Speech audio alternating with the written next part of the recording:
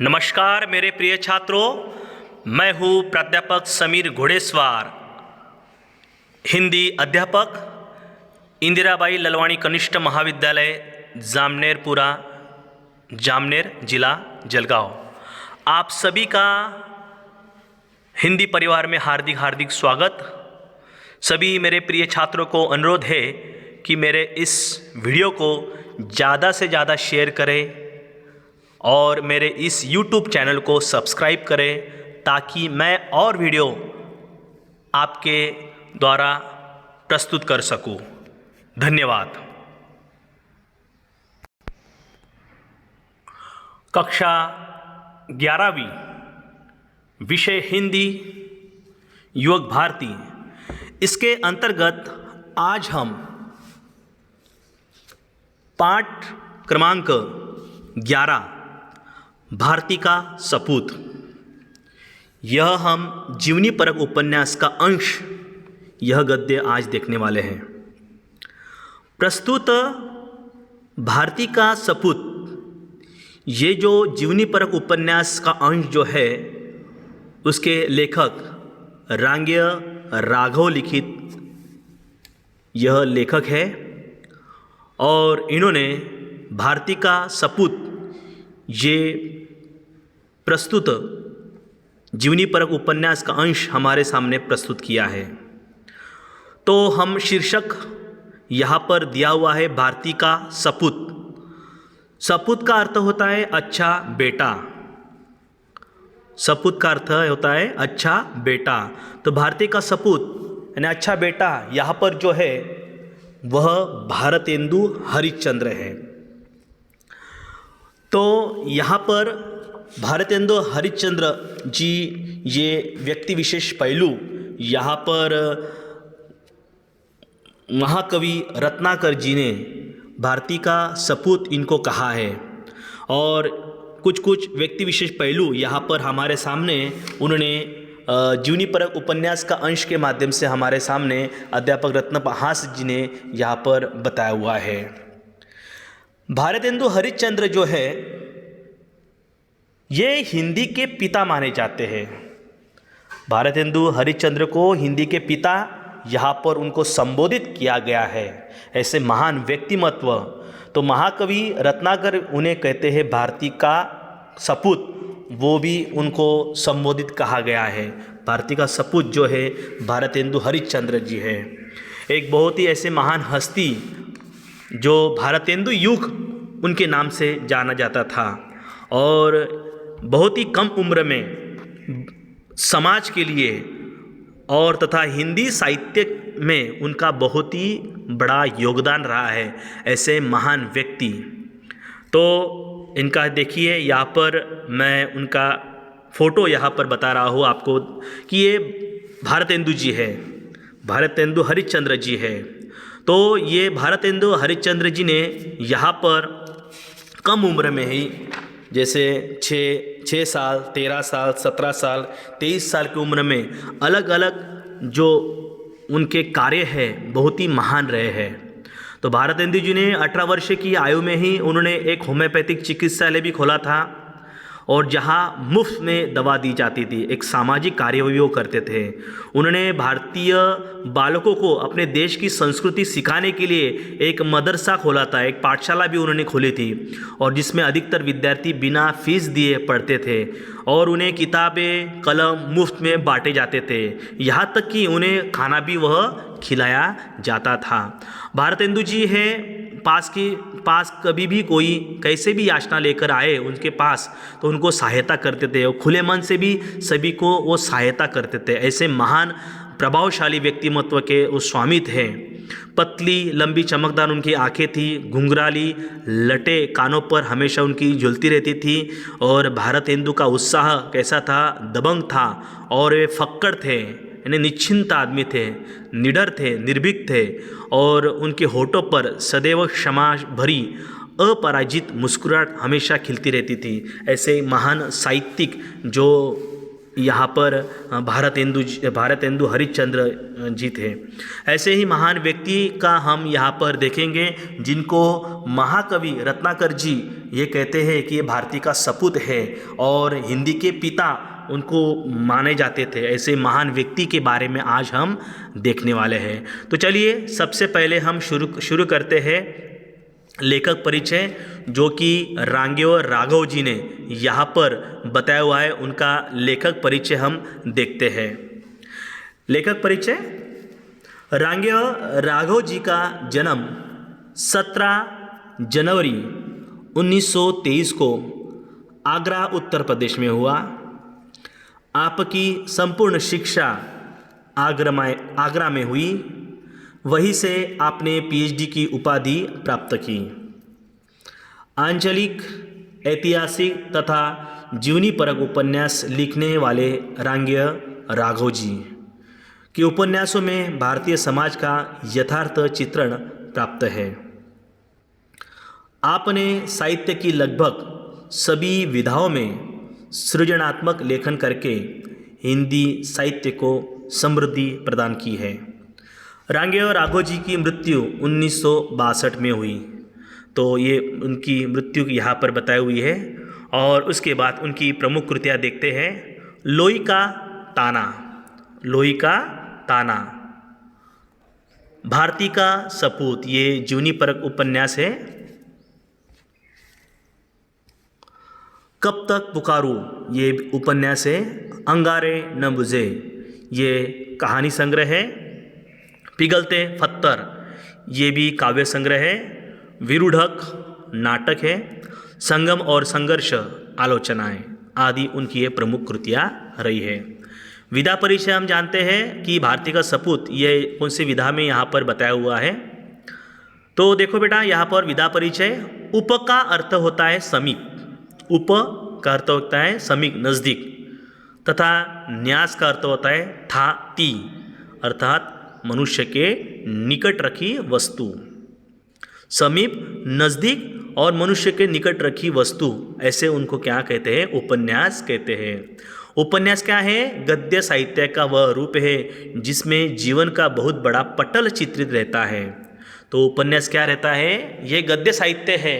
और ऐसा गद्य साहित्य जो व्यक्ति के जीवन का एक पहलू, एक जीवन पट, बड़ा पटल चित्रित वहाँ पर रहता है। जीवन का सार, जीवन का जीवन पट उसमें प्रस्तुत होता है, ऐसा उपन्यास रहता है।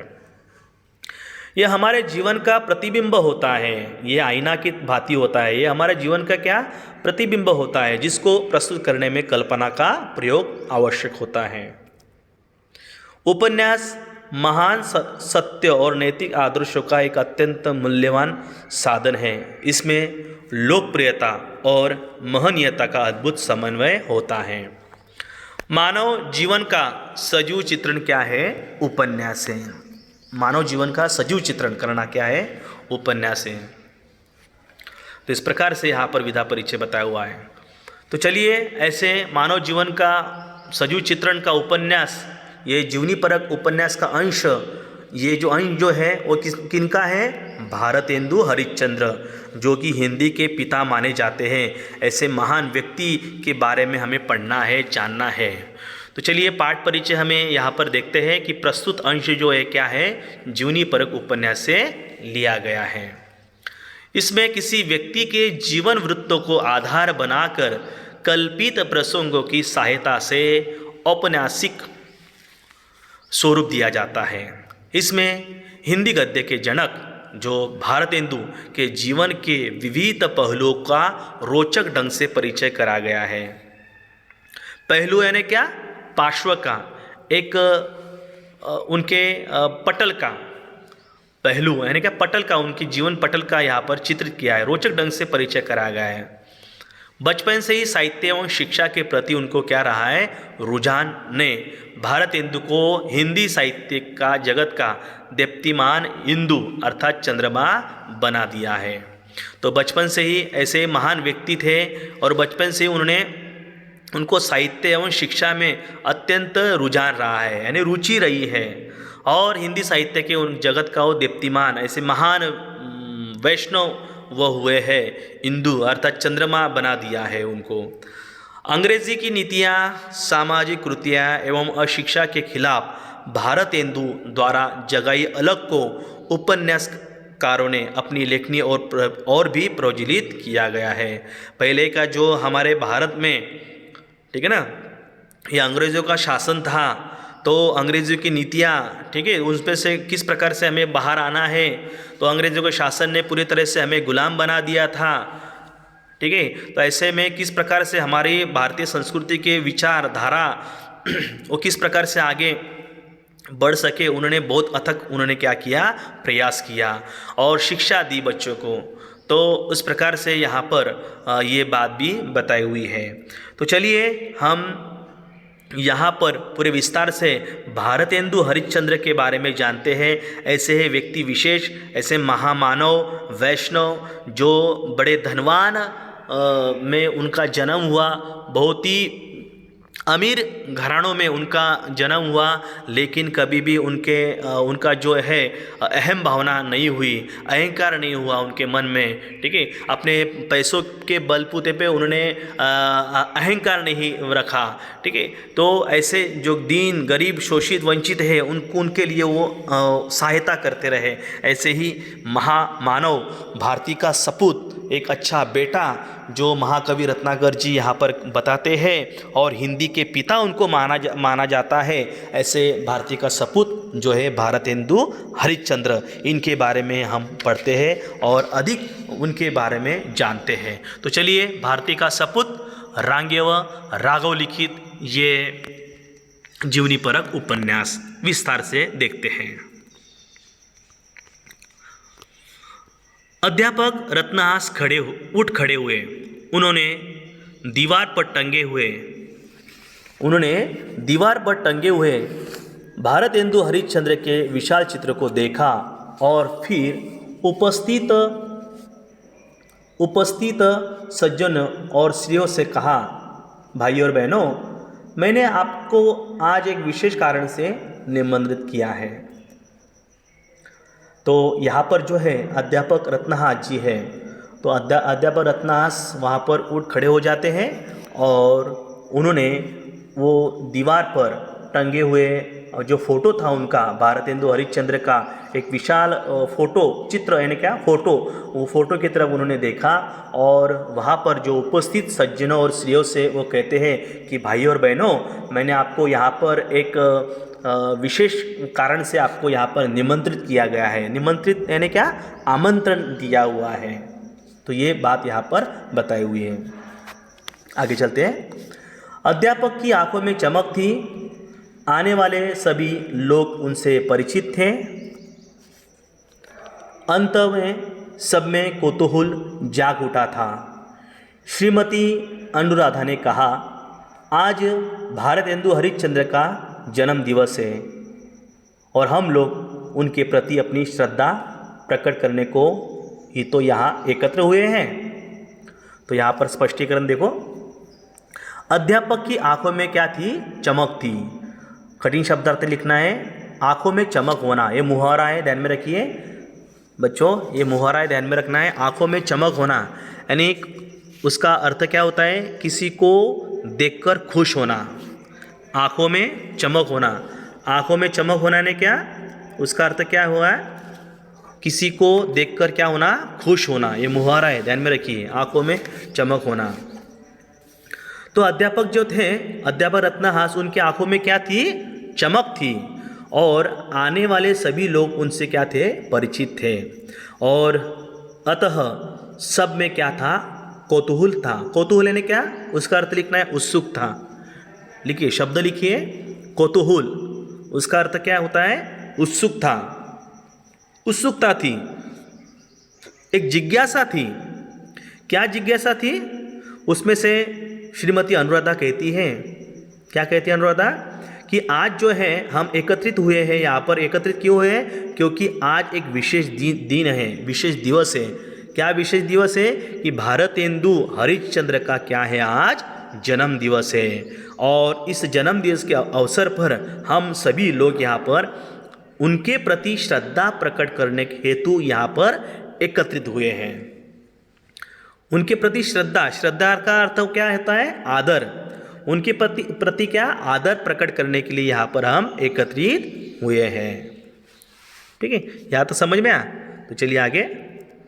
तो यहाँ पर एकत्रित हुए अध्यापक रत्नहास ने कहा, अच्छा तो सुनिए, यह इस पुस्तक की भूमिका है।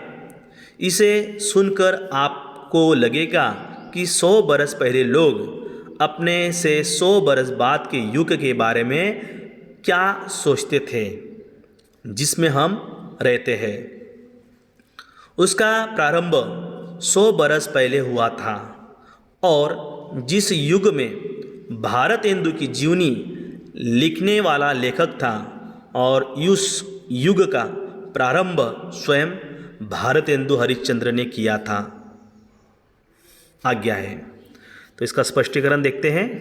तो यहाँ पर क्या होता है, अध्यापक जो है रत्नहास वहाँ पर कहते हैं, और कहने के बाद में वो किताब उठाते हैं। अच्छा तो सुनिए, यह इस पुस्तक में भूमिका ऐसे बता रही है, भूमिका इसमें ऐसा बता रहा है कि ऐसे लोग होते थे कि क्या हमेशा वो लोग ऐसे महान व्यक्ति, महावैष्णव, महामानव ऐसे लोग होते जो होशियार व्यक्ति होते, जो पंडित होते हैं, जो आगे के बारे में सोचते हैं। पहले लोग अपने 100 बरस के बाद युग के बारे में सोचते थे जिससे हम रहते हैं, तो आगे की सोचते हैं। उनको पता रहता है, ऐसे महामानव जो विद्वान लोग हैं हमेशा क्या करते हैं कि आगे की 100 बरस के बाद क्या होने वाला है ये वो सोचते हैं। ऐसा सोच विचार ऐसे कम लोग करते हैं। ठीक है, तो 100 बरस पहले लोग अपने 100 बरस के बाद में क्या होगा, वो युग किस प्रकार से होगा, ऐसे वो सोचते थे। उसका प्रारंभ जो था 100 बरस पहले हुआ था, और वो युग था, उसका युग था भारतेंदु की जीवनी लिखने वाला लेखक था। ऐसा वो लेखक ने क्या आगे के बारे में सोचा था। ऐसे महान विद्वान जो लोग हैं वो 100 बरस के पहले के बारे में उसके बाद के बारे में वो सोचते हैं, और उस युग का क्या हुआ था, प्रारंभ हुआ था। स्वयं कौन थे वो? भारतेंदु हरिश्चंद्र ही थे। तो ऐसा भूमिका इस किताब के माध्यम से रत्नहास जी बताते हैं। आज्ञा है। अध्यापक रत्नहास जी ने किताब उठाकर देखा और पढ़ने लगे। क्या पढ़ने लगे? पढ़ने लगे, भारतेंदु हरिश्चंद्र हिंदी के पिता माने जाते हैं। महाकवि रत्नाकर ने उन्हें भारती का सपूत कहा है। भारतेंदु भारतीय स्वतंत्रता के पहले संग्राम के समय 7 बरस के थे, अर्थात 1850 में उनका क्या हुआ था, जन्म हुआ था, और उनकी मृत्यु 34 वर्ष 4 महीने की अवस्था में 1885 में हुई थी। तो यहाँ पर देखिए इसका स्पष्टीकरण।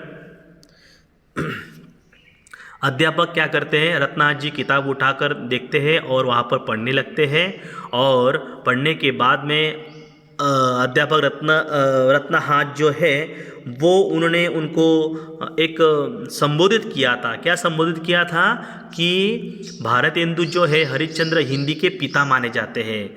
तो अगर आपको प्रश्न पूछा गया कि हिंदी के पिता किसे माना जाता है, तो आपको ध्यान में आना चाहिए भारतेंदु हरिश्चंद्र को हिंदी के पिता माने जाते हैं। आप हिंदी साहित्य के छात्र हो, हिंदी साहित्य के छात्र हैं, तो आपको ये हमेशा बात ध्यान में रखना है।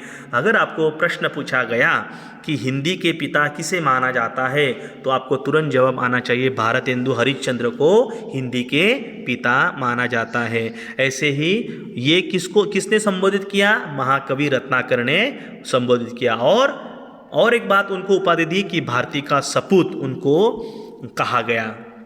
यह बात बताएं, ऐसे महान व्यक्ति भारतेंदु भारतीय स्वतंत्रता के पहले का संग्राम था। ठीक है, उनका देखो जन्म जो 1850, अपना स्वतंत्र कब हुआ, ठीक है, तो 1947 के बाद में अपना भारत देश स्वतंत्र, उसके पहले की बात यहाँ पर बताई हुई है। भारतीय स्वतंत्रता के पहले का संग्राम ये था 1850, ठीक है, जब अपना जो भारत देश स्वतंत्र नहीं हुआ था उसके पहले का संग्राम यहाँ पर 1850 उनका जन्म हुआ था। और वो उनकी आयु, वो कितने साल जीवन उन्हें बिताया, सिर्फ 34 वर्ष 4 महीने। तो 34 वर्ष 4 महीने की उनका जीवन रहा और इस जीवन में उनका बहुत ही बड़ा योगदान इस भारत देश में, इस भारतीय साहित्य में उनका हुआ। देखो 34 वर्ष 4 महीने में, ठीक है। किसी किसी की उम्र पूरी चली जाते हैं फिर भी उनको इतना बड़ा साहित्य नहीं लिख पाते, लेकिन वो कम उम्र में ही, कम आयु में ही इतने साल वो जिए, 34 वर्ष 4 महीने में, तो इतना बड़ा बड़ा साहित्य उन्होंने निर्माण किया। और 1885 में उनकी क्या हुई, मृत्यु हुई। तो ये बात यहाँ पर बताई हुई है। आगे चलते हैं। भारतेंदु के समय उच्च वर्ग का बहुत बड़ा असर था। तो यहाँ पर बताया हुआ है भारतेंदु का जन्म के समय उच्च वर्ग का बहुत बड़ा असर था, उच्च कुलों का ही सम्मान था। अतः भारतेंदु को यदि उस समय इतना अधिक महत्व दिया गया होता तो उसमें कुछ अंश तक उनके कुल का भी प्रभाव था, परंतु उनसे अधिक धनी और उच्च कुल के लोग भी मौजूद थे। उनका इतना नाम क्यों न हुआ, यही बात स्पष्ट कर देती है कि वह व्यक्ति कुल के कारण नहीं वरन अपनी प्रतिभा और महत्व के कारण प्रसिद्ध हो सका था। भारतेंदु ने अपने साहित्य में कुल वर्ग का पोषण नहीं किया, यह उनके व्यक्तित्व के विकासशील होने का बड़ा सशक्त प्रमाण है। भारतेंदु ने कुल के गर्वों को दुहारने के बजाय देश के गर्वों को दोहराया है। भारतेंदु की बुद्धि काशी में प्रसिद्ध थी। मात्र 5 वर्ष की अवस्था में उन्होंने कविताएं रचना शुरू कर दिया था। तो इसका स्पष्टीकरण, इसके पहले कठिन शब्दार्थ हम देखते हैं यहाँ पर समझाते समय कि देखो बेटा, यहाँ पर ये बताया हुआ है कि भारतेंदु का जन्म तो हुआ था यहाँ पर 1885 में हुआ था, लेकिन उनका जो जन्म है वो उच्च वर्गों में उनका जन्म हुआ था, उच्च कुल में उनका जन्म हुआ था, उच्च वंश में उनका जन्म हुआ था। वहाँ पे बड़ा सम्मान, धनवान व्यक्ति थे वो भारतेंदु जी, उच्च वर्ग में उनका जन्म हुआ था। और तब वर्ण भेद ज़्यादा होता था, जाति भेद ज़्यादा होता था, अमीरी गरीबी ज़्यादा होती थी उस समय में, ठीक है। और निम्न वर्गों को वहाँ पर स्थान नहीं दिया जाता था, अस्पृश्य समाज वह था, ठीक है। तो ये उच्च वर्ग में उनका क्या हुआ, जन्म हुआ। बहुत ही धनवान घर में उनका जन्म हुआ, धनवान घर में, परिवार में उनका जन्म हुआ। फिर भी किसी भी प्रकार का अहंकार उनके मन में नहीं था और किसी भी प्रकार का ऐसे धन की पूंजी जो है उनके ऊपर कभी गर्व नहीं था। ये बात यहाँ पर बताई हुई है। और वो उच्च कुल में उनका जन्म हुआ, लेकिन वो कभी भी उनका ऊपर गर्व नहीं किया, ये बात बताइए। और वो जो अपने कुल के कारण वो प्रसिद्ध नहीं हुए, ज़्यादा से ज़्यादा वहाँ पर जो है अपनी प्रतिभा और महत्व के कारण वो प्रसिद्ध हुए। वो प्रसिद्ध प्रतिभा यानी क्या, बुद्धिमत्ता, ठीक है। प्रतिभा का अर्थ होता है बुद्धिमत्ता, अपनी बुद्धिमत्ता के महत्व के कारण वो प्रसिद्ध हुए। इतने ऐसे वो महान व्यक्ति थे। और यहाँ पर बताया हुआ है भारतेंदु ने अपने साहित्य कुल का वर्ग पोषण नहीं किया था। पोषण ने क्या, पालन करना, तो पालन नहीं किया था। और वो यहाँ पर ऐसा व्यक्तित्व महान बने कि उनका बड़ा सशक्त प्रमाण है। प्रमाण ने क्या, सत्यता है। और भारतेंदु ने कुल के गर्वों को दोहराने के बजाय देश के गर्वों को दोहराया है। तो भारतेंदु हरिश्चंद्र ने अपने कुल के यानी अपने वंश के, अपने परिवार का गर्व उन्होंने कभी भी बड़ा नहीं किया, उसके बजाय अपने देश का गर्व उन्होंने बड़ा किया। दोहराने ने क्या, किसी काम को दोबारा करना। दोहराने यानी क्या, अर्थोक्त क्या होता है, किसी काम को दोबारा करना। तो अपने कुल को वो अपने कुल के गर्वों को कभी उन्होंने दोहराया नहीं, कभी उसको दोबारा ये बढ़ाया नहीं, लेकिन उन्होंने क्या किया, उनकी सोच क्या थी, अपने देश को आगे ले चलें। अपने जो भी इस समाज में जो शोषित है, वंचित है, जो दलित है, दीन है, गरीब लोगों को सहायता करें, उनको आगे ले चलें, ऐसे काम उन्होंने किया था। इतना काम उनको ये हुआ था, ठीक है, ये बात बताई हुई है। तो यहाँ पर और बार भारतेंदु की बुद्धि काशी में प्रसिद्ध थी। इतने वो महान बने थे कि भारतेंदु की बुद्धि जो है, अपनी प्रतिभा जो है, बुद्धिमत्ता जो है, वो काशी में बहुत प्रसिद्ध हुई थी। अभी उनके बारे में यहाँ पर आगे बताया हुआ है। देखो, 5 वर्ष की अवस्था में उन्होंने कविताएं रचना शुरू कर दिया था। देख, 5 वर्ष की, कितने कम उम्र में। अभी 5 वर्ष का बच्चा अगर देखा जाए तो वो पालने में खेलता रहता है, पालने में झूलता रहता है, ठीक है, और शैतानी हरकत करता रहता है, घर में ही बैठा रहता है, ठीक है। तो ऐसे घर में हम उसको लाड़ प्यार करते हैं, ऐसे 5 वर्ष के बालक को, ठीक है। लेकिन देखो, यहाँ पर भारतेंदु हरिश्चंद्र जब 5 वर्ष के उम्र में थे तो 5 वर्ष की उम्र में ही इस अवस्था में उन्होंने क्या किया था, कविताएं लिखना शुरू कर दिया था। यानी देखो कितना वो होशियार थे, कितने कुशाग्र बुद्धि के थे कि अपने 5 वर्ष की अवस्था में ही उन्होंने कविता रचना शुरू कर दिया था। और आगे बताया हुआ है कि 13 वर्ष की अवस्था में भारतेंदु हरिश्चंद्र का विवाह शिवालय के रईस लाला गुलाब राय की पुत्री मन्नो देवी से बड़ी धूमधाम के साथ हुआ।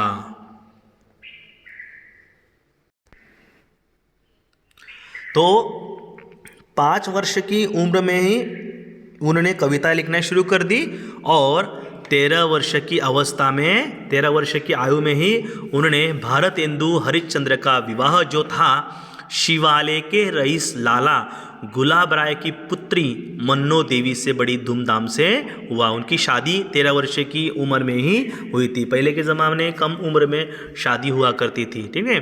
तो उनकी 13 वर्ष की अवस्था में उनका विवाह हो गया और 17 वर्ष की उम्र में उन्होंने नौजवानों का एक संघ बनाया। देखो, 17 वर्ष उम्र, तो 17 वर्ष की उम्र में ही हम जो है 17 वर्ष की उम्र में 17 मित्र नहीं बना पाते हैं, ठीक है ना। 17 मित्र नहीं होते हैं हमारे 17 वर्ष की उम्र में ही, हम अपने अपने अलग इसमें रहते हैं। तो ये 17 वर्ष की उम्र में उन्होंने क्या किया कि एक नौजवानों का संघ बनाया। उन्होंने ऐसा संघ बनाया और उसके दूसरे ही बरस यानी 17 साल में ही नौजवानों का संघ बनाया और 18 साल की ही उम्र में क्या किया, दूसरे बरस में एक उन्होंने वाद विवाद सभा डिबेटिंग क्लब स्थापित कर दिया। देखो कितना बड़े महान कार्य उन्होंने यहाँ पर किया। 17 वर्ष की आयु में नौजवान का एक संघ बनाया और उन्होंने 18 वर्ष की उम्र में अगले वर्ष में उम्र में वाद विवाद का सभा डिबेटिंग क्लब भी उन्होंने स्थापित वहाँ पर कर दिया। इस सभा का उद्देश्य भाषा और समाज का सुधार करना था। उन्होंने ये जब डिबेटिंग क्लब स्थापित किया तो उनका एक ही उद्देश्य था। क्या उद्देश्य था कि हिंदी साहित्य में भाषा और समाज का सुधार होना चाहिए, यही उनका उद्देश्य था। तो देखो किस प्रकार से यहाँ पर बताया हुआ है कि 5 वर्ष की अवस्था में कविता रचना शुरू कर दी। 13 वर्ष की अवस्था में उन्होंने भारतेंदु हरिश्चंद्र के विवाह शिवालय के उनकी जो रईस लाला जो गुलाब राय की पुत्री मन्नू देवी के साथ उनका विवाह हो गया और 17 वर्ष की उम्र में उन्होंने नौजवानों का एक संघ बनाया और 18 वर्ष के उम्र में उन्होंने फिर वाद विवाद डिबेटिंग क्लब स्थापित किया और उनका एकमात्र उद्देश्य था कि भाषा को और समाज को सुधारा जाए, यही मात्र वो एक उद्देश्य था। और 18 वर्ष की आयु में क्या बने हो, काशी नरेश की सभा, बनारस इंस्टीट्यूट और ब्रह्मामृत वार्षिक सभा के प्रधान सहायक वो रहे। तो 18 वर्ष की उम्र में देखो, हम 18 वर्ष की उम्र में क्या करते हैं, सिर्फ दोस्तों के साथ इधर उधर घूमते रहते हैं, ठीक है ना। लेकिन उन्होंने देखो किस प्रकार से क्या क्या किया है, संघ स्थापित किया और 18 वर्ष की उम्र में उन्होंने काशी नरेश की सभा का, बनारस इंस्टीट्यूट ब्रह्मामृत वार्षिक सभा के प्रधान वो सहायक रहे। ऐसे महान कार्य वो उन्होंने किया है। साथ ही कवि वचन सुधा नामक पत्र लिखना भी उन्होंने प्रारंभ किया। देखो कवि वचन सुधा नामक पत्र भी निकालना उन्होंने प्रारंभ किए दिया, मैगजीन लिखना उन्होंने वो शुरू कर दिया था, ठीक है ना। तो हमें एक साधारण 2 पंक्ति भी लिखने नहीं आती है 18 वर्ष की उम्र में, ठीक है ना। तो हम सोच भी नहीं कर सकते, लेकिन उन्होंने यहाँ पर पूरा का पूरा मैगजीन जो सुधा नामक पत्र भी निकालना उन्होंने प्रारंभ कर दिया। इतने वो कुशाग्र बुद्धि के थे। और उन्होंने सिर्फ हिंदी साहित्य में उनका योगदान नहीं रहा है, आगे उन्होंने बताया हुआ है कि इन्हीं दिनों में होम्योपैथिक चिकित्सालय खोला जिनमें मुफ्त दवा बढ़ती थी। तो इन्हीं साल में उन्होंने क्या किया, होम्योपैथिक पता है आपको? होम्योपैथिक क्या होता है? एक BHMS का वो कोर्स रहता है, बैचलर ऑफ होम्योपैथिक मेडिकल का कोर्स रहता है, होम्योपैथिक चिकित्सालय। ठीक है, तो ऐसी दवाई का उन्होंने क्या किया, चिकित्सालय यानी कि अस्पताल उन्होंने खोला, होम्योपैथिक अस्पताल लोगों को इलाज करने के लिए। और इस समाज के जो शोषित वंचित लोग हैं, जो दीन गरीब लोग हैं, उनको इलाज हो सके, तो ऐसा उन्होंने क्या किया, होम्योपैथिक चिकित्सालय में उन्होंने खोला और वहाँ पे मुफ्त में दवा देने लगे, फ्री ऑफ चार्ज वो दवा वो वहाँ पर बांटने का काम भी उन्होंने शुरू कर दिया। अध्यापक रत्नहास ने किताब पर से नज़र हटाई और कहा कि भारतेंदु तो फक्कड़ आदमी थे, निडर आदमी थे। साहित्य में उनकी रुचि बचपन से ही जागृत हो गई थी और पिता क्या करते थे, कविता करते थे, उसका असर उन पर भी पड़ा। अपनी कविताओं की धाक उन्होंने मात्र 6 वर्ष की अवस्था से ही जमा ली थी। तो अध्यापक रत्नहास वहाँ पे कहते हैं कि क्या कहते हैं कि भारतेंदु जो थे, भारतेंदु हरिश्चंद्र जी थे, वो फक्कड़ आदमी थे। फक्कड़ यानी क्या, एकदम निश्चिंत, लिखिए शब्द फक्कड़। पकड़ का अर्थ क्या होता है, एकदम निश्चिंत आदमी थे। निडर यानी किसी से न डरना, उसे निडर कहा जाता है। तो निडर थे, निश्चिंत थे एकदम। और साहित्य में उनकी क्या थी, बचपन से रुचि थी। रुचि यानी क्या, इंटरेस्ट। तो बचपन से उनको रुचि बचपन से जागृत हो गई थी। और पिता क्या, कविता करते थे। पिता क्या करते थे, उनके कविता तैयार करते थे और उसका असर उनके पिताजी के माध्यम से उनको पड़ा और अपनी कविताओं की धाक उन्होंने कितनी, मात्र 6 वर्ष की अवस्था में जमा ली थी। कविताओं की धाक का अर्थ लिखो बेटा। धाक यानी क्या, उनका दबदबा। धाक अर्थ क्या है, दबदबा, उनका रोब। तो रोब जो है, उनका प्रभाव जो है 6 वर्ष की अवस्था में उन्होंने वो कर लिया था अपने पिताजी के माध्यम से। ऐसा होता है ना, तो घर में अगर पिताजी डॉक्टर है तो हम बच्चा क्या करता है, पिताजी डॉक्टर होने के कारण वो भी उनके पिताजी की ओर से वो सीखता है। ठीक है ना, उसी प्रकार से बचपन से उनको ये संस्कार भी वो उनके पिताजी के माध्यम से वो मिले। जसं आपण मराठीत म्हणतो बाळ कडू जे त्यांना मिळालं लहानपणीच। ठीक है ना, तो उसी प्रकार से यहाँ पर ये बात बताई हुई है। तो ये पिताजी के माध्यम से उन्होंने मात्र 6 वर्ष की अवस्था में, धाक यानी क्या, उनका रोब रहा है, दबदबा रहा है, प्रभाव था। अध्यापक रत्नहास रुके और पूछा, आगे पढ़ूं? अध्यापक मुस्कुराए और पढ़ना शुरू किया। अध्यापक रत्नाकर वहाँ पर रुकते हैं और वहाँ पर आए हुए लोगों से कहते हैं कि आगे पढ़ूं और जानूं उनके बारे में क्या है। मुस्कुराए पढ़ना उन्होंने शुरू कर दिया। देखो फिर आगे क्या पढ़ते हो। हरिश्चंद्र का इतना ही याद था कि पिता कुछ लिखते रहते थे और बहुत सा लिखते थे। पिता बलराम कथामृत लिख रहे थे। पिता क्या, बलराम कथामृत ये लिख रहे थे और हरिश्चंद्र पास बैठा बड़े गौर से देख रहा था। गौर से यानी क्या, एक टक से देखना, एकाग्रता से देखना, गौर से देख रहा था। उसने हठात कहा, हठात यानी क्या, अचानक से कहा। क्या कहा, बाबूजी। उसने हठात से कहा कि अचानक वो कहता है बाबूजी। तो पिताजी चौंके। पिताजी कहते हैं क्या है रे। पिताजी चौंके। बाबूजी मैं कविता बनाऊंगा। बनाऊं बाबूजी, मैं कविता बनाऊंगा, मुझे भी कविता बनानी है, तो मैं बनाऊं। पिता ने आश्चर्य से देखा और कहा तुम्हें अवश्य ऐसा करना चाहिए। पिता को गर्व हो गया और आश्चर्य हो गया, हाँ तू कविता बनाना चाहता है, ठीक है अवश्य बन। वो उनके मन में रहा नहीं गया, वाह, उनका एकदम सीना गर्व से फूल गया कि अपना बेटा कविता करना चाहता है। तो वो उनके पिताजी ने आश्चर्य से उसको हौसला देते हुए कहा कि हाँ तू अवश्य ऐसा कर, ऐसा तूने करना चाहिए। ठीक है। हरिश्चंद्र की बाछें खिल गई। हरिश्चंद्र की क्या हुई, बाछें खिल गई। बाछें खिलना मुहावरा है, लिखिए शब्द बाछें खिलना मुहावरा है, यहाँ पर लिखना है। बाछें खिलना है क्या, अत्यधिक खुश होना। मुहावरा का अर्थ वहाँ पे लिखना है बेटा, बाछें खिलना यानी क्या अर्थ होता है, अत्यधिक खुश होना। अत्यधिक खुश होना। तो हरिश्चंद्र की बाछें खिल गई, यानी वो अत्यधिक खुश हो गया और वो उठ खड़ा हुआ और कुछ गाने लगा। क्या गाने लगा देखो, पिता ने सुना तो गदगद होकर रो उठे। जैसे वो कविता लिखना उसने शुरू किया और गाना शुरू कर दिया, और जैसे ही उन्होंने गाने लगा और गाने लगाने के बाद में पिता ने वो सुनकर गदगद होकर रो उठे। होना मुहावरा है, लिखिए, गदगद होना यानी क्या, बहुत प्रसन्न होना। गदगद होना यानी क्या, बहुत प्रसन्न होना। और वो रो उठे, यानी कभी कभी ये खुशी के आंसू थे, खुशी के आंसू थे, वो रो उठे। और इस प्रकार से उनका वो प्रभाव रहा है पिताजी का प्रभाव वो बच्चे के ऊपर रहा था, ठीक है। और उन्होंने कविता वहाँ पर शुरू कर दिया था। आगे, छठवां वर्ष लग रहा था। पिता अपनी कच्छप कथामृत सुना रहे थे।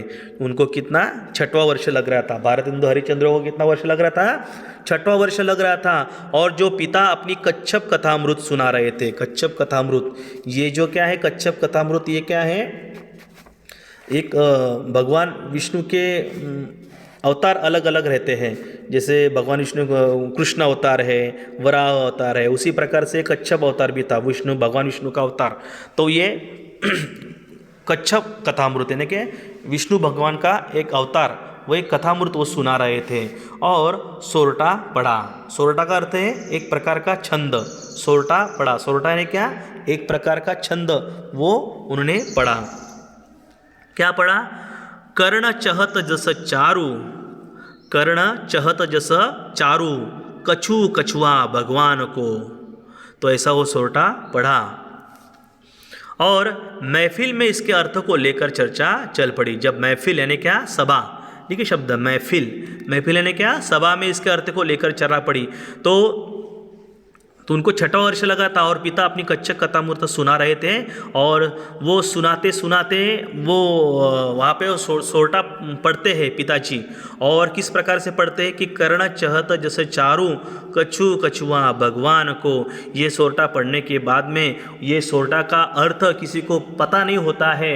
और सब वहाँ पे रथी महारथी विद्वान लोग वहाँ उस सभा में सब लोग इकट्ठा हुए थे। और इस सभा में वो उसका सोरठा का अर्थ किसी को पता नहीं चल रहा था। इतने में एक छोटा सा नन्हा सा बालक जो है वो छठवां वर्ष का वो जो बालक भारतेंदु हरिश्चंद्र, वो कहते हैं कि वो महफिल में इसके अर्थ को लेकर चर्चा चढ़ी। और वो बालक कहता है कि पिताजी, हरिश्चंद्र सुनता रहा और हठात वह बोल उठा, बाबूजी। हठात यानी क्या, अचानक वह बोल उठा कि बाबूजी क्या है बेटा। वो बोलता है क्या है बेटा। वहाँ पर सब क्या चौंक पड़े। बाबूजी हम इसका अर्थ बताते हैं। देखो 6 वर्ष का बालक किस प्रकार से वो अपना आत्मविश्वास होते हुए वो बताता है।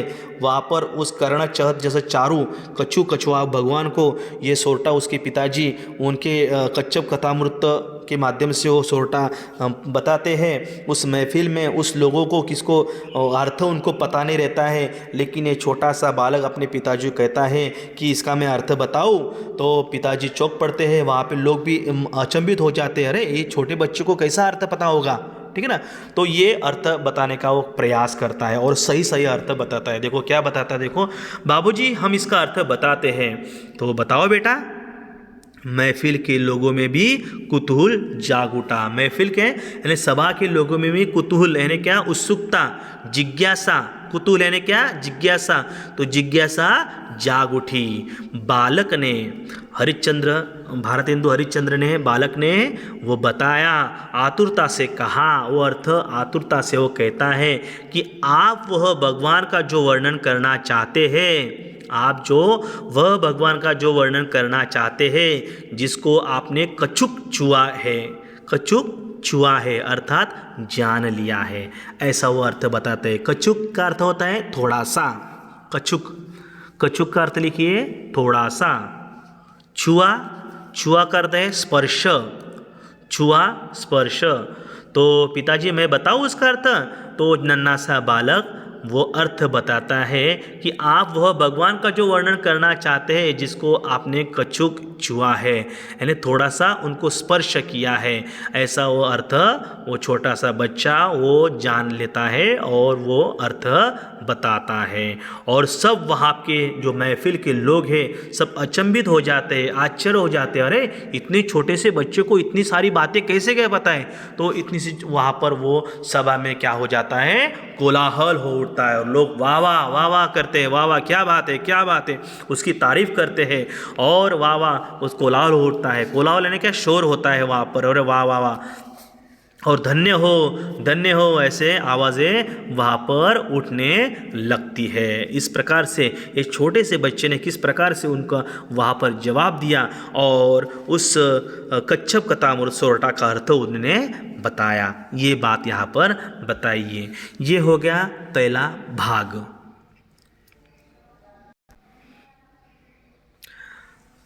ये पहला भाग हो गया। अभी दूसरा भाग देखते हैं। अध्यापक रत्नहास ने एक सांस ली। अध्यापक रत्नहास ने एक सांस ली और पढ़ना छोड़कर कहा। अध्यापक रत्नहास एक सांस ली और पढ़ना छोड़कर कहा, यहाँ भारतेंदु हरिश्चंद्र की जीवनी लिखने वाले ने विस्तार से भारतेंदु की पत्नी के चिंतन को भी यहाँ पर व्यक्त किया है। आज्ञा हो तो पढ़ना शुरू करूँ। यहाँ पर जो है अध्यापक रत्नहास एक सांस लेते हैं और वहाँ पर वो कहते हैं कि ये तो हो गया उनका बचपन का, उनके पिताजी के साथ किस प्रकार से उनका बचपन हुआ और वहाँ पे महफिल में के बारे में बताया हुआ है। और उनके बाद में उनकी पत्नी का भी यहाँ पर वो बताते हैं कि भारतेंदु जी की पत्नी जो है उनके बारे में भी यहाँ पर एक बात बताई हुई है। क्या मैं बताऊँ? आज्ञा हो तो पढ़ना शुरू करूँ। तो वहाँ पर वो अनुराधा कहती है, अवश्य अवश्य बताओ, उनके बारे में भी, उनकी पत्नी के बारे में भी बताओ, उनकी पत्नी किस प्रकार से उनको साथ देती थी वो बताने की कोशिश करता है। तो देखिए आगे, अच्छी बात है कहकर उन्होंने मन्नो बीबी का चिंतन पढ़ना शुरू कर दिया। मन्नो बीबी कौन थी? उनकी भारतेंदु जी की पत्नी, ठीक है। तो मन्नो बीबी का भी उनका चिंतन पढ़ना शुरू कर दिया। मैं उनकी पत्नी हूँ, मैं उनके बारे में कितना जानती हूँ यह मैं बार बार सोचने का प्रयत्न करती हूँ, किंतु मुझे लगता है कि मेरा पति उतना ही नहीं था जितना वह दिखाई देता था। व्यक्ति के रूप में यदि अपने तारतम्य से दूसरों का तादात्म्य नहीं कर पाते तो वे न अपने आप को सुखी कर पाते हैं न ही दूसरों को ही। उन्होंने हरिश्चंद्र घर पर ही अंग्रेजी और हिंदी की पाठशाला खोली थी। तो मैंने पूछा था, क्यों, आपकी इसकी ज़रूरत ही क्या थी? तो देखो यहाँ पर ये बात बताई है। तो मन्नू बीबी का यहाँ पर चिंतन पढ़ना आरंभ करते हैं और ये जो है मन्नो बीबी की यहाँ पर ये बात बताई कि मैं उनकी क्या हूँ, पत्नी हूँ। लेकिन वो जितना मैं जानती हूँ वो हमेशा बार बार सोचते रहते थे, कुछ तो भी सोचते रहते थे। मैं उनको उतना नहीं जानती थी जितने वो दिखाई देते थे, ठीक है ना। तो मैं उनको नहीं जानती थी कि उतने वो दिखाई देते थे। तो वो बार बार हमेशा सोचते थे कि क्या सोचते थे कि व्यक्ति के रूप में यदि अपने तारतम्य यानी क्या, परस्पर मेल, हम बोलते नहीं क्या कि इसको कुछ तारतम्य ही नहीं है, ठीक है। मराठीत म्हणतो आपण याला काही तारतम्यच नाही बोलण्याचं, ते परस्पर मेल, ये तारतम्य दूसरों को तादात्म्य नहीं कर पाते हैं, तादात्म्य नहीं कर पाते। तादात्म्य यानी क्या, एक रूपता नहीं कर पाते हैं। तो ऐसे एक रूपता नहीं कर पाते हैं, वे अपने आप को सुखी कर पाते न ही दूसरों को ही।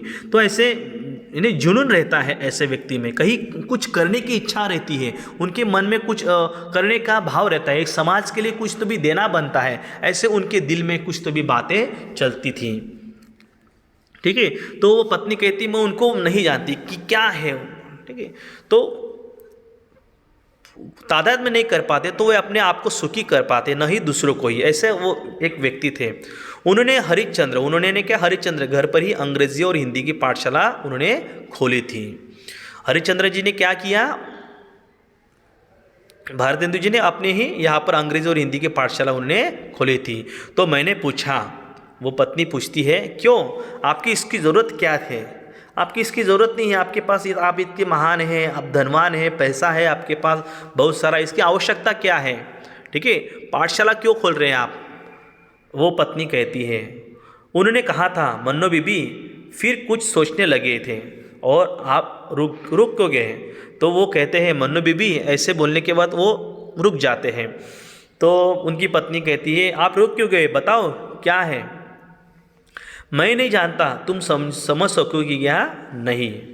वो कहती है क्यों? क्योंकि हम लोगों के पास क्या है, धन है। वहाँ पर जी भारतेंदु जी क्या कहते हैं कि हम लोगों के पास क्या है, हम बड़े कुल के हैं, उच्च कुल के हैं, अमीर हैं, तो हमारे पास क्या है, बहुत सारा पैसा है, धन है, और देश क्या है, भूखा है, गरीब है। ऐसे भूखे लोगों को, गरीब लोगों को कुछ तो भी करना चाहिए। उनके लिए एक तड़प जो है, एक जिगर, एक जुनून उनके ऊपर सवार था। ऐसे लोगों को आगे बढ़ना चाहिए, ऐसे लोगों को बढ़ावा देना चाहिए, ऐसा उनका वो जुनून था। सोचो तो, अंग्रेज़ों के खोले हुए स्कूल, यहाँ पर जब अंग्रेज़ों का शासन था उस समय, तो अंग्रेज़ों का शासन उस समय था और वो उसी के अनुसार उनको पढ़ाया वो जाते थे। लेकिन इनके विचार भी अलग थे, इनके विचार भारतेंदु हरिश्चंद्र के विचार अलग थे। क्योंकि अलग क्या थे, देखो कि अपनी भारतीय संस्कृति को भी आगे लाना चाहिए, ठीक है ना। तो ये सोचकर वो स्कूल खोलते हैं। सोचो तो, अंग्रेज़ों के खोले हुए स्कूल के मिशन के स्कूल हैं। अंग्रेज़ों ने जो स्कूल खोले वो मिशन के स्कूल हैं, ठीक है। तो इनका मिशन के स्कूल है, पर उनमें हमारी संस्कृति नहीं पढ़ाई जाती है। तो अंग्रेज़ों ने स्कूल खोले तो हैं, लेकिन उनका एक मिशन है, मिशन का स्कूल है। तो ये हमारी संस्कृति, हमारी भारतीय संस्कृति की जो विचारधारा है, संस्कार जो है, आचार विचार, उसमें नहीं सिखाए जाते हैं। तो इसलिए वो स्कूल खोलना चाहते हैं। तो क्या आप अंग्रेज़ी नहीं पढ़ाएंगे यहाँ? वो कहते हैं पढ़ाऊंगा मन्नो बीबी, पर इस मदरसे में एक भाषा को ही पढ़ाया जाएगा, इस मदर में एक भाषा को ही पढ़ाया जाएगा। मुझे भारतीय संस्कृति चाहिए, ताकि अंग्रेज़ी पढ़कर लोग जान सके कि अंग्रेज़ी की किन खूबियों की वजह से हुकूमत करते हैं, न कि काले साहब बनकर दोगलों की तरह अपने से ही नफरत करने में घमंड कर सकते हैं। तो ये पढ़ाऊंगा, मैं भारतीय संस्कृति को पढ़ाना चाहता हूँ, भारतीय संस्कृति विचार जो है वह मैं आरंभ करना चाहता हूँ।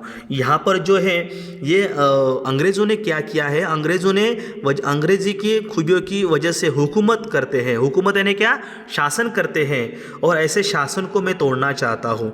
तो न काले साहब बनकर दोगले यानी क्या, दोगलापन रहता है उनका, ऐसे हुकूमत करते हैं। और हुकूमत करते समय क्या, एक काले साहब जो क्या करते हैं, एक दोगलापन रखते हैं। दोगलापन यानी क्या, जिसकी कथनी और करनी में अंतर होता है, ऐसा धूर्त, ऐसा दोगला व्यवहार वो रखते हैं। ऐसा दोगलापन मुझे नहीं चाहिए। ये जो स्कूल में पढ़ाया जाता है वो दोगला व्यवहार उनको पढ़ाया जाता है, ये मुझे नहीं चाहिए। यानी जिसकी कथनी और करनी में अंतर हो, दोगलो, लिखे शब्द दोगलो। दोगलो का अर्थ क्या है, जिसकी कथनी और करनी में अंतर होना, उसे दोगला कहा जाता है। मदरसा का अर्थ क्या है, पाठशाला। मदरसा का अर्थ क्या है, पाठशाला। तो ऐसा दोगलापन नहीं चाहिए। ऐसे में नफरत को, घमंड को मैं तोड़ना चाहता हूँ। तो इस प्रकार से ऐसे उनको विचार थे। इस देश को बहुत बड़े लिखे लोगों की ज़रूरत है। इसके लिए इन इंसानियों की एक फसल खड़ी करनी होगी। तो ऐसे लोगों को मैं आगे क्या, बच्चों को पढ़ाना चाहता हूँ, और देश को बहुत पढ़े लिखे लोगों की क्या है, ज़रूरत है। नहीं तो ये हमेशा के लिए क्या, गुलामी रहते जाएंगे। तो मैं एक अच्छे इंसानों की क्या, एक फसल खड़ी करना चाहता हूँ। फसल यानी क्या, एक फ़ौज। यहाँ पर अर्थ लेना है, फसल यानी क्या, फ़ौज। एक मैं टीम बनाना चाहता हूँ, ऐसी एक फ़ौज मैं तैयार करना चाहता हूँ। मैं उस सबको ठीक से समझ नहीं सकी थी, परंतु उनके मुख पर गहरी वेदना थी। 5 विद्यार्थियों से बढ़ते बढ़ते जब 30 विद्यार्थी हो गए, तब देवर, उनके जो देवर थे, ये मन्नो बीबी के देवर, उनका नाम क्या था, गोकुल चंद्र, और वे बातें करने लगे। तो मैं उनको ठीक समझ नहीं सकी। मन्नो बीबी कहती है कि मैं उनको ठीक से समझी नहीं, परंतु उनके मुख पर जो थे, उनके बात में कुछ तो भी क्या था, एक दम था, कुछ तो भी गहरी वेदना थी। ठीक है। तो वेदना कब होती है कि अपने समाज के प्रति कुछ तो भी आस्था लगाव जब होती है तब वेदना होती है। तो एक वेदना उनके मुख में थी, ऐसी वेदना जो इस समाज के लिए वो कुछ तो भी करना चाहते हैं, समाज को आगे बढ़ाना चाहते हैं, अपने भारतीय संस्कृति को विचारधारा को आगे वो बढ़ाना चाहते हैं। ऐसे वो विचार लेके वहाँ पर वो आए थे और एक नया स्कूल बनाने के लिए उन्होंने निश्चय किया था। और फिर उन्होंने शुरुआत करने से पहले उनके पास कितने विद्यार्थी आते थे? शुरुआत में 5 विद्यार्थी आते थे और 5 विद्यार्थी से बढ़ते बढ़ते जब 30 विद्यार्थी हो गए तो तब देवर गोकुल चंद्र और वे दोनों बातें करने लगे, वो दोनों पढ़ाने लगे और दोनों स्वयं ही उस मदरसे में भी पढ़ाते थे। और उन्होंने निश्चित करके एक अध्यापक को पढ़ाने के लिए वेतन देकर रख लिया। तो भारी मात्रा में संख्या बढ़ने लगी और संख्या बढ़ने के बाद में वो उनके जो मन्नो बीबी के देवर थे, यानी वहाँ पर उनके जो भाई थे, छोटे भाई गोकुल चंद्र, ये भारतेंदु जी के भाई थे, ठीक है, उनके भाई गोकुल चंद्र, और वो दोनों क्या पढ़ाने लगे। और बाद में बच्चे बढ़ने के बाद में उन्होंने एक अध्यापक वहाँ पर काम करने के लिए वेतन ने क्या पगार देकर वहाँ पर वो काम करने के लिए उनको वहाँ पर रख लिया। कुछ महीनों में विद्यार्थियों की संख्या इतनी बढ़ गई कि चौखंबा में स्कूल को बाबू वेणी प्रसाद के घर में ले जाया गया। तो कुछ महीनों में बाद में विद्यार्थी बढ़ते गए, इतने उनका सिखाने का तरीका बहुत अच्छा था और धीरे धीरे विद्यार्थी बढ़ गए। और चौखंबा ने क्या 4 स्तंभ, चौखंबा अर्थ लिखे 4 स्तंभ, तो 4 स्तंभ में स्कूल को बाबू वेणी प्रसाद के घर में ले जाया गया। तो वेणी प्रसाद जी ये भी अध्यापक थे और वहाँ पर उनको ले जाया गया। तो और आधे से ज़्यादा लड़के बिना फीस दिए पढ़ते थे। देखो, यानी वो बच्चों से फीस भी नहीं मांगते थे। तो आधे से ज़्यादा बच्चे जो थे बिना फीस दिए पढ़ते थे। यानी हमेशा जो भारतेंदु हरिश्चंद्र के जीवन में वो ही करना चाहते कि बच्चों को आगे पढ़ना चाहिए। ये बच्चे भारत देश की ये युवा पीढ़ी है, ये आगे बढ़कर ये अगर पढ़ेंगे लिखेंगे आगे बढ़ेंगे तो अपना जो भारत देश जो है वो पूरी तरह से क्या होगा, सशक्त होगा, बलवान होगा, बलशाली होगा। तो इस प्रकार से ये उम्मीद लिए हुए वो आधे के ऊपर से बच्चे बिना फीस दिए पढ़ते थे।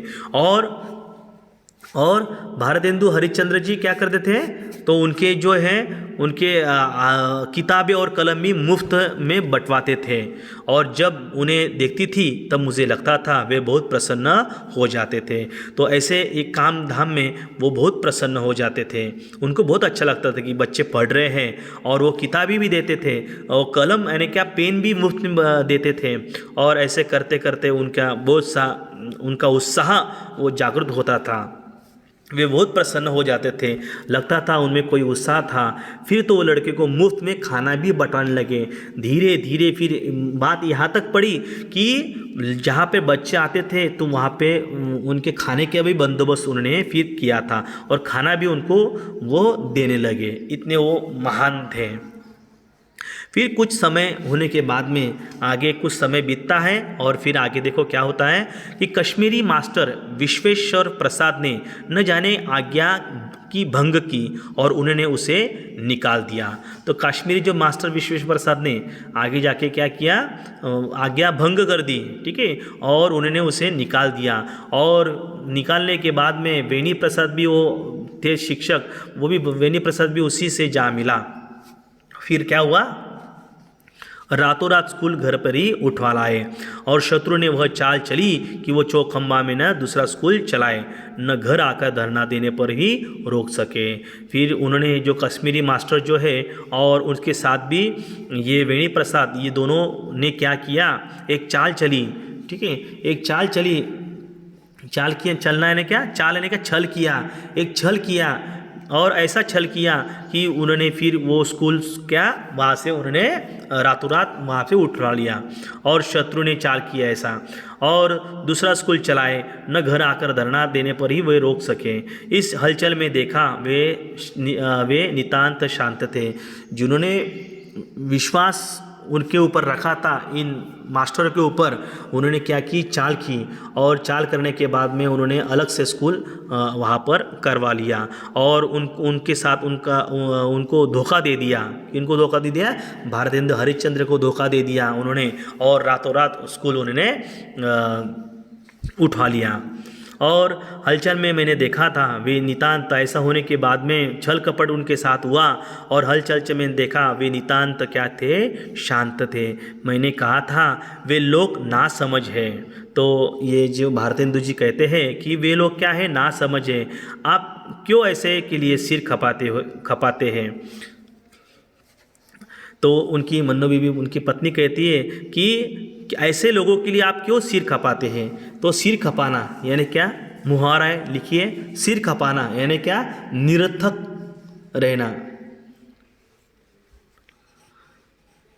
सिर खपाना यानी क्या, निरर्थक।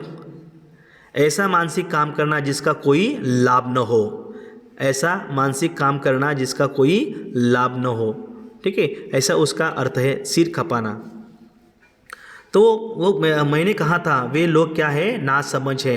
तो मैं जब कहती है कि वो लोग क्या है, ना समझ है, आप क्यों ऐसे लोगों के सिर खपाते हो, ऐसे लोगों को छोड़ दो, आप क्यों अपना सिर खपाते हो। वे मुस्कुराए, वे यानी कौन, भारतेंदु हरिश्चंद्र जी। वे मुस्कुराए और कहा था ना समझ नहीं है मन्नो बीबी, वे क्या है, अशिक्षित है, उनको समझ में नहीं आ रहा है, वे अशिक्षित हैं। वे अपने स्वार्थ के परे सोचना नहीं जानते। बीज जब धूल मिल जाता है तब वह वृक्ष बन पाता है, वे यही नहीं समझना चाहते हैं। देखो यहाँ पर बहुत गहरी बात वो बताते हैं कि वो क्या है, अशिक्षित है, उनको ध्यान में नहीं आया कि अपना स्वार्थ सोचना नहीं जानते, अपना स्वार्थ सोचना नहीं जानते। बीज जब धूल में मिल जाता है, जो बीज यानी क्या, बीज जितना धूल में मिल जाएगा उतना वो वृक्ष बनेगा, ठीक है। तो जितना वो बीज जो है अंदर धूल में जाएगा, ठीक है, जितना रट्टा खट्टा खाएगा, जितना स्ट्रगल करेगा, जितना संघर्ष करेगा, उतना धूल में जाएगा, उतना वो वृक्ष क्या, तब वह वृक्ष बन पाएगा। ये गहरी बात वो कहते हैं। मुझे लगता था वह एक अहंकार था, परंतु किसका अहं था। अहंकार यानी क्या, घमंड, एक घमंड था। किसका अहं था, एक घमंड था। तो एक घमंड था उनका, उन्होंने ऐसा नहीं करना चाहिए था, वे अशिक्षित है, ऐसे वो मुस्कुराते हुए कहते हैं। मैंने कहा, मन्नो भी कहते हैं, तो पुरखों ने कमा कर रख दिया है ना, तभी आपका हाथ इतना खुला है। वो मन्नो बीबी कहती है, उनकी पत्नी कहती है कि पुरखों ने कमा दिया है ना। पुरखों ने क्या, पूर्वजों ने, पुरखों यानी क्या, शब्द लिखिए, पूर्वज। तो पूर्वजों ने आपके लिए कमा दिया है ना, कमा कर रख दिया है ना, तभी आपका इतना हाथ खुला है। तो ऐसी वो कहती है। उन लोगों को अपनी ही मेहनत से धन कमाना पड़ता है, तभी वे लोग एक एक पैसा दांत से पकड़कर चलते हैं, वे अक्लमंद है। आदमी जिस पेड़ पर बैठा होता है ना, उसी तो नहीं काटता है। अक्लमंद का अर्थ लिखना है बुद्धिमान, लिखिए शब्द अक्लमंद का अर्थ क्या है, बुद्धिमान है। आदमी जिस पेड़ पर बैठा होता है ना, उसी तो नहीं काटता है। वे मेरी ओर देखते रह गए थे, उनकी घुंघराली लटें कानों पर झूल रही थी। उनका शुरुआत में चित्र यहाँ पर बताया हुआ है। वे मेरी ओर देखते रह गए थे और उनकी घुंघराली लटें जो है कानों पर क्या झूल रही थी, और उनकी लंबी पर पतली आँखों में एक दूर तक डूबे देने वाले स्याह गहराई, स्याह यानी क्या, काला, स्याह का अर्थ लिखना है काला, गहराई दिखाई दे रही थी, मानो मैं उनके सामने होकर भी नहीं थी। ऐसा वो दूर तक वो सोचते थे और सोच रहे थे।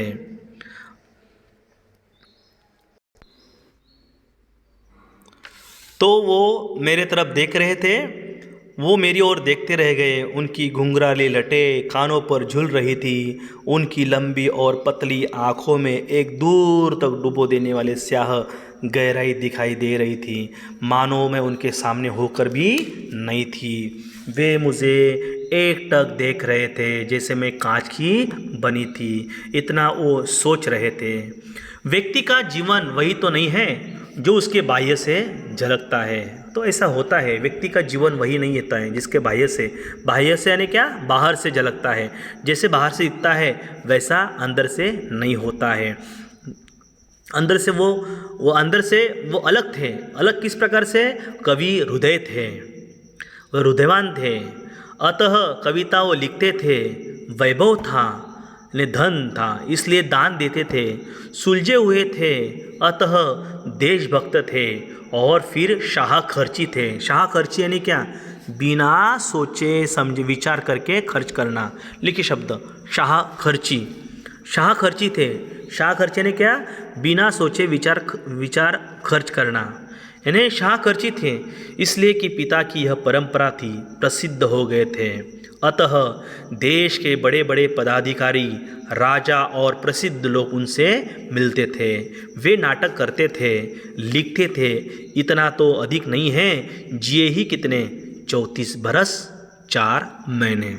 ऐसे वो महान व्यक्ति, इतने महान व्यक्ति थे कि वो हृदयवान थे और कविता लिखते थे। उनके पास बहुत पैसा था, वैभव था, धन था, और धनवान होने के कारण वो दान भी करते थे। कोई याचक उनके द्वार पर अगर आता था तो उनको मदद वो करते थे।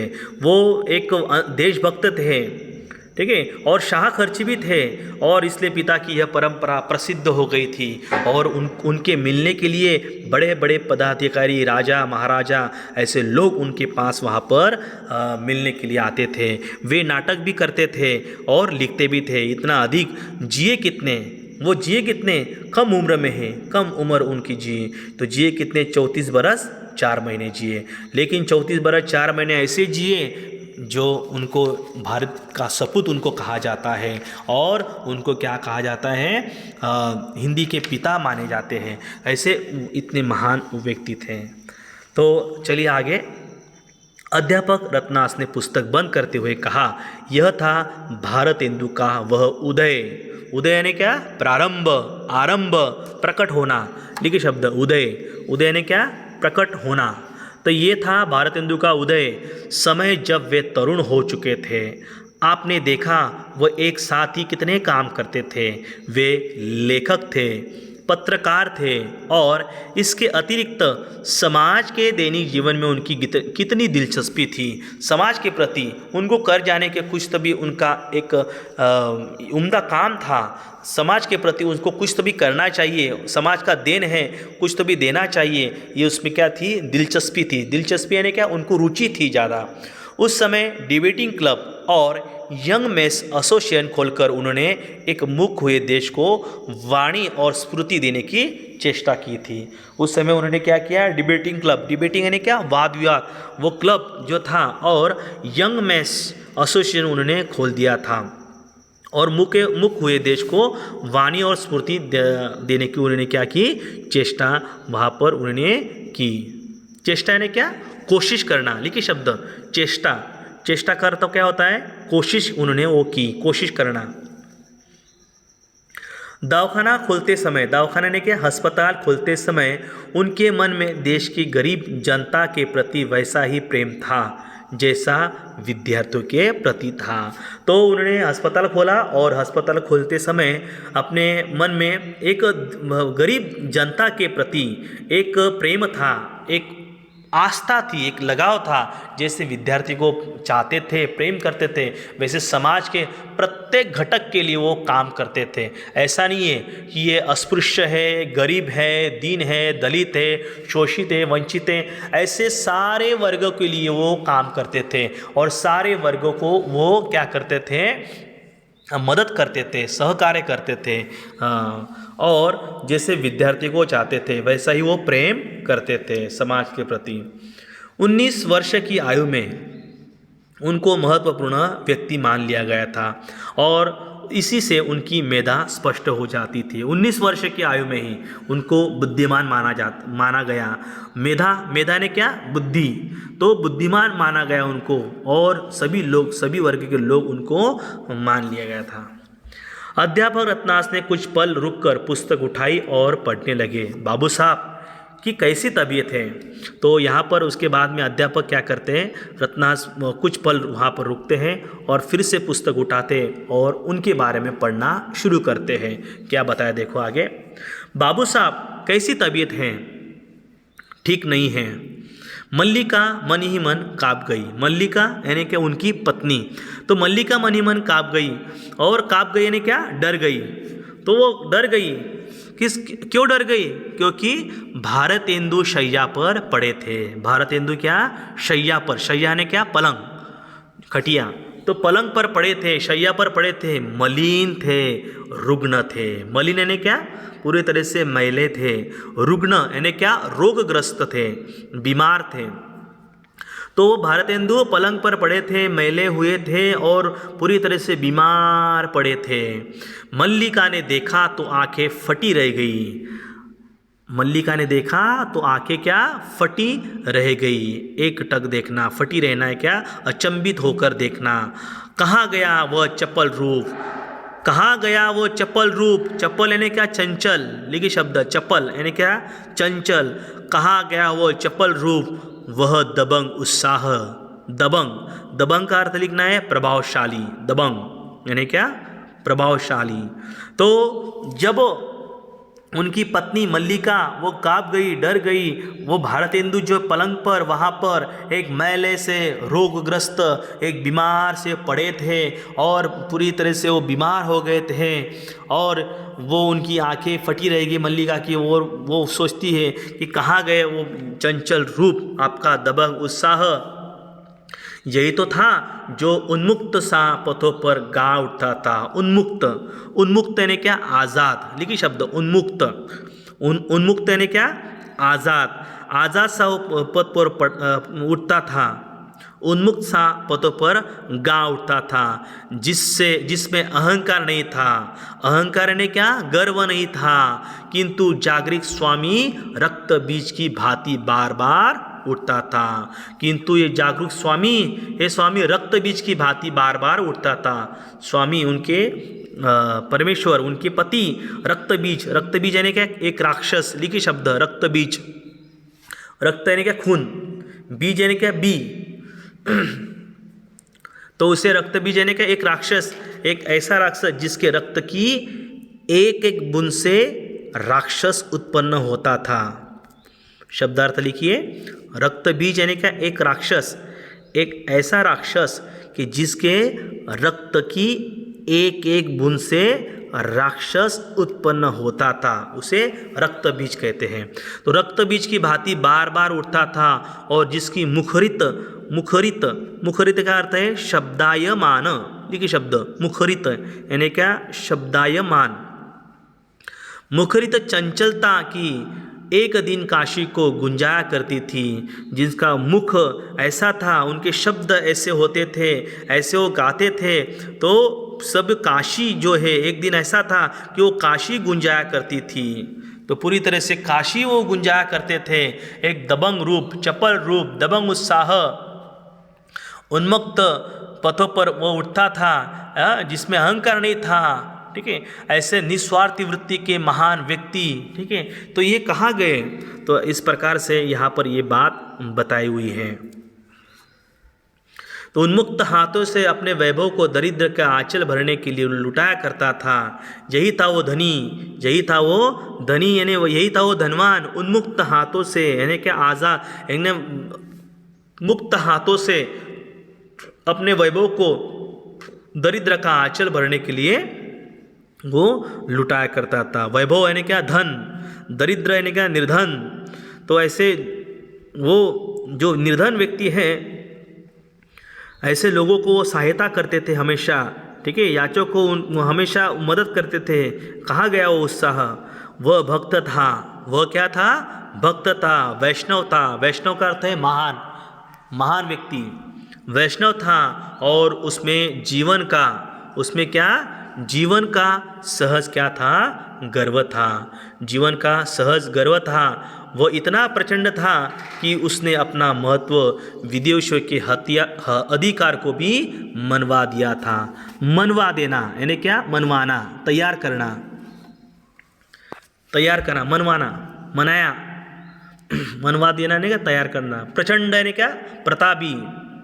वह इतना प्रतापी था कि उसने अपना महत्व विदेशियों के अधिकार को मनवा दिया था। वह निर्भीक, निर्भीक यानी क्या, निडर। शब्द लिखिए, निर्भीक। निर्भीक यानी क्या, निडर व्यक्ति देश में सुधार करता घूमता रहता था। उसने अतीत, अतीत यानी क्या, बीता हुआ। अतीत का अर्थ लिखिए, बीता हुआ के भव्य गौरव का स्वप्न साकार कर दिया था। उसके प्रेम गीतों ने सारे भारत को ढक दिया था। उनका प्रेम ऐसा था, उनके प्रेम गीतों के माध्यम से सारे भारत को पूरी तरह से ढक दिया था। यही था वह जो अपनी खाल बेचने को तैयार था। ऐसे महान व्यक्ति निस्वार्थी वृत्ति की अपनी खाल तक बेचने के लिए तैयार था। अपनी खाल यानी क्या, चमड़ी, अपनी चमड़ी तक देने के लिए तैयार था ऐसा निस्वार्थी व्यक्ति। परंतु याचक से ना नहीं कर सकता था, परंतु याचक से ना नहीं कर सकता था। याचक यानी क्या, मांगने वाला।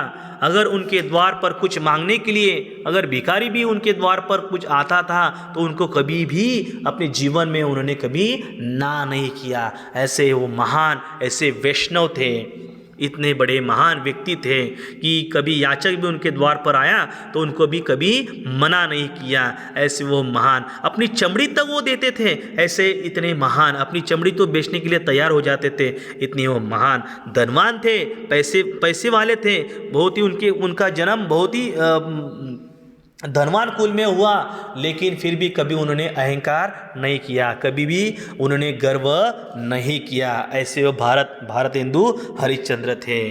देखिए आगे, मल्लिका को वाद्य ध्वनियों से झूमते भारतेंदु का रूप याद आया। सारी रात्रि कविता के बातें करते निकल जाती थी, परंतु उस व्यक्ति ने कभी छोटी बात नहीं की, जैसे वह किसी निम्न कोटि की बात के लिए नहीं जन्मा था। वो निम्न कोटि की बात के लिए नहीं जन्मा था, एक महान कार्य करने के लिए वो उनका जन्म हुआ था। तो सही में उन्होंने एक महान कार्य यहाँ पर किया। जैसे कि आपने देखा कि 6 उम्र में, 6, 13, 17, 23 उम्र में अलग अलग उन्होंने कारनामे किए, अलग अलग उन्होंने कर्तव्य किया। ये सारा का सारे कार्य यहाँ पर उन्होंने, यानी साधारण कार्य के लिए वहाँ पर उनका जन्म नहीं हुआ था, निम्न कोटि की बात के लिए उनका जन्म हुआ था। राजा, महाराजा, पंडित सब ने उसे भारतेंदु कहा था। जो सभी वहाँ पे काशी के जो जितने भी लोग थे तो सभी के वहाँ पर राजा थे, महाराजा थे, पंडित थे, विद्वान थे, तब सब उनको क्या, भारतेंदु उनको कहा जाते थे, उनको कहा था। क्योंकि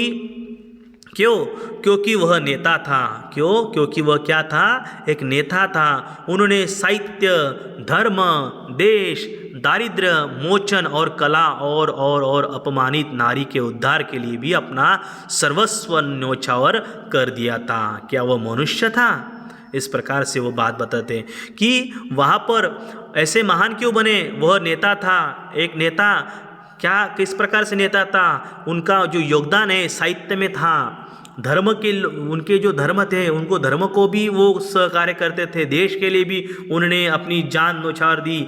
अपने दारिद्र्य मोचन थे, दारिद्र्य मोचन ने क्या, जैसे संकट मोचन कहा जाता है तो संकट मोचन हम हनुमान जी को कहते हैं, वैसे वो ये क्या थे, इतने दारिद्र्य मोचन थे। जो गरीब लोग हैं उनके लिए क्या थे, एक मसीहा थे, एक मोचन थे वो, ठीक है, यानी दरिद्रता दूर करने वाले।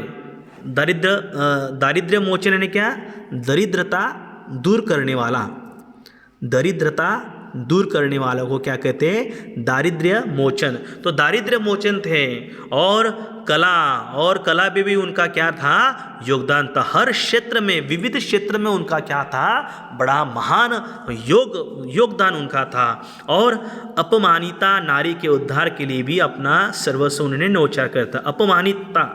अपमानिता नारी यानी जिसका अपमान किया गया हो, जिसका अपमान किया गया हो उसे अपमानिता नारी कहते हैं। अपमानिता नारी यानी क्या, जैसे जो विधवा है और जो नारी को स्वीकार नहीं कर रहे हैं, और जो बहुत से नारियां ऐसे ही जीवन जी रहे हैं, जो पहले के ज़माने में सती युग था, ठीक है ना। तो ऐसे लोगों के लिए, ऐसे नारियों के लिए, ऐसे स्त्रियों के लिए भी उन्होंने काम किया, इतने वो महान थे, ठीक है ना। तो ऐसे लोगों को भी उन्होंने क्या किया, सहकार्य किया, और उन्होंने अपना सर्वस्व क्या कर दिया, न्योछावर कर दिया था। क्या वो मनुष्य था? और आज क्या है, आज क्या हो रहा है, आज वह मलिन सा पड़ा है, किंतु उसके नेत्रों में वही चमक है। उनके नेत्रों में क्या है, वही अभी भी वही वैसे ही चमक है। और शीर्णकाय है। शीर्णकाय यानी क्या, अर्थ लिखना है दुर्बल शरीर। शीर्णकाय यानी क्या, दुर्बल शरीर। शीर्णकाय है, दुर्बल शरीर है। तो शीर्णकाय हो जाने पर भी होठों पर अभी भी वही क्षमा भरी आशुतोष और अपराजित मुस्कुराहट है। आशुतोष और अपराजित मुस्कुराहट है। आशुतोष, आशुतोष का अर्थ लिखिए, किसी लड़के का नाम होता है ना आशुतोष, आशुतोष का अर्थ लिखना है तुरंत प्रसन्न होने वाला। आशुतोष यानी क्या, तुरंत प्रसन्न होने वाला, आशुतोष। तो अभी भी वो कैसे, क्षमा भरी है और आशुतोष और अपराजित मुस्कुराहट है। अभी भी वो कैसे पड़े हैं, मलिन सा पड़ा है। मलिन सा यानी क्या, मैला हुआ पड़ा हुआ है, एक रुग्ण है, रोगग्रस्त से वो पड़े हुए हैं। और लेकिन अभी भी उनके जो नेत्र है, उनके नेत्रों में क्या है, चमक है। अभी वो चमकदार उनकी आंखें हैं। शीर्णकाय होने पर भी, दुर्बल शरीर होने के बावजूद भी उनकी क्षमा भरी आशुतोष और अपराजित मुस्कुराहट भी अभी भी उनके चेहरे पर है, ठीक है। वो बीमार पड़े हुए हैं, फिर भी शैया पर, भारतेंदु शैया पर पड़े हैं और मलिन रुग्ण हैं, फिर भी उनकी नेत्र कैसी है, चमक रही है। आखिरी वो सांस ले रहे हैं, आखिरी सांस लेते समय भी, ठीक है, बीमार होते हुए भी अभी भी उनकी आंखों में क्या है, चमक है, चमक दिखाई दे रही है। और शीर्णकाय शरीर कैसा हो गया, पूरी तरह से शीर्णकाय हो गया है, दुर्बल शरीर हो गया है, फिर भी उनके होठों पर एक मुस्कुराहट है, ठीक है। ये बात यहाँ पर बताई हुई है। फिर आखिरी में क्या होता है, मल्लिका चिल्ला पड़ी, स्वामी स्वामी, और दारुण वेदना से भारतेंदु के पाँव पकड़कर फूट फूट कर रोने लगी। फिर अंतिम यहाँ पर जो है मल्लिका, उनकी जो पत्नी है मल्लिका, वहाँ पर चिल्ला पड़ती है और कहते हैं कि स्वामी, है मेरे पति। और दारुण वेदना, दारुण यानी क्या, भयंकर, लिखिए शब्द दारुण यानी क्या, भयंकर वेदना से भारतेंदु जी के, अपने स्वामी के वो पैर पकड़ती है, पाँव पकड़ती है, और पाँव पकड़कर क्या, फूट फूट कर उनकी जो पत्नी है मल्लिका वो रोती है। लिखिए मुहावरा है फूट फूट कर रोना, यानी क्या, जोर जोर से रोना। लिखिए शब्द फूट फूट कर रोना यानी क्या, जोर जोर से रोना। तो जोर जोर से रोती है। फिर अंतिम यहाँ पर क्या होता है देखो, फिर आगे, अध्यापक रत्नास ने देखा लोगों की आंखें गीली हो गई थी और उसने कहा, और उसके बाद किंतु एक व्यक्ति उठ खड़ा हुआ और उसने धीरे से कहा, उसके बाद सब जानते हैं अध्यापक महोदय, भारतेंदु के जलाए दीपक से असंख्य दीपक जल उठे हैं। तो भारतेंदु के जलाए दीपक असंख्य, असंख्य यानी कि अनगिनत दीपक जल उठे हैं। आइए बाहर बाग में हम चलते हैं। आज हमने इसी संबंध में भारतेंदु के जीवन से संबंधित एक नाटक खेलने का आयोजन किया है। नाटक खेलने का आयोजन है क्या, प्रबंध हमने किया है। उसका नायक हरिश्चंद्र ही है और वही है हिंदी गद्य का पिता। हिंदी गद्य का पिता वही हरिश्चंद्र जी है जो भारती का सपूत उनको कहा जाता है। देखो इतने वो महान व्यक्ति थे। भारतेंदु का व्यक्तित्व तो इतना महान था कि भारतेंदु प्रभावशाली व्यक्तिमत्व के एक स्वामी थे। उनका रूप कैसा था? चपल था, पतली लंबी और चमकदार आंखें थी, घुंघराली लटें कानों पर पूरी तरह से झूलती रहती थी। भारतेंदु का उत्साह किस प्रकार से था? दबंग था। वे कैसे थे? फक्कड़ थे, निर्भीक थे, लेकिन उनके होठों पर सदैव क्या थी? क्षमा भरी और अपराजित मुस्कुराहट उनके मुख पर हमेशा खिलती रहती थी। ऐसे ही महान व्यक्ति तो उनके जीवन का सार एक जीवनी पर एक उपन्यास यहाँ पर बताया हुआ है। ऐसे ही महान व्यक्ति जिन्होंने छोटे भारतेंदु हरिश्चंद्र की 6 साल की उम्र में 6, 13, 17, 23 साल की उम्र में ही उन्होंने अलग अलग जो है कार्य उन्होंने किया। भारतेंदु जी ने 18 वर्ष की आयु में ही एक होम्योपैथिक चिकित्सा भी खोला, मुफ्त में दवाई भी दी और स्कूल भी खोला और वहाँ पर अधिकतर बच्चे बिना फीस के वहाँ पे पढ़ते थे। किताबें भी, कलम भी मुफ्त में वहाँ पर बांटते थे और वहाँ पे खाना भी उनको दिया करते थे। ऐसे ही महान व्यक्तिमत्व थे। कौन? यहाँ पर भारतेंदु हरिश्चंद्र। तो उनको इस प्रकार से यहाँ पर भारतेंदु हरिश्चंद्र को यहाँ पर भारती का सपूत कहा जाता है। तो ये था प्रस्तुत पाठ। तो ये क्या था? जीवनी परक उपन्यास था। ये जीवनी परक उपन्यास किसका था? रांगे व राघव लिखित है। और आधुनिक साहित्य के, हिंदी साहित्य के प्रवर्तक, सुधी पत्रकार, कवि, नाटककार, निबंधकार, आलोचक भारतेंदु हरिश्चंद्र के जीवन के बारे में यहाँ पर अत्यंत रोचक ढंग से उन्होंने हमारे सामने प्रस्तुत किया। तो मैं सभी को आशा करता हूँ यहाँ पर ये जो पाठ है भारती का सपूत, रांगे और राघव लिखित ये जीवनी परक उपन्यास है, वो आपको अच्छे से समझ में आया होगा। तो चलिए यहाँ पर हम रुकते हैं। जय हिंद, जय भारत।